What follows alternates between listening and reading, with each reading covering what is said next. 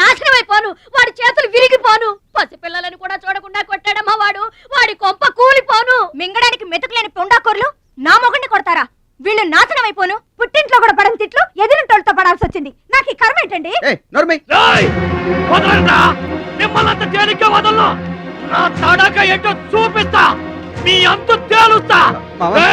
Murder కేసులో ఇరికించి మిమ్మల్ని అందరినీ పక్కలో ఇస్తానే అనుకుంటున్నారా?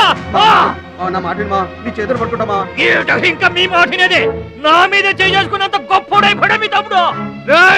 నా దిగువ పొలమే మీదే, అది గుర్తుంచుకోండి. నేను గట్టు బిగించానంటే పొట్టు నీళ్లు కూడా మీ చెవులోకి రావు. నేను కాదన్నానంటే బస్తా ధాన్యం కూడా బయటికి రాదు. ఆకలితో మలమల మాడి సవాలు అనుకుంటున్నారు.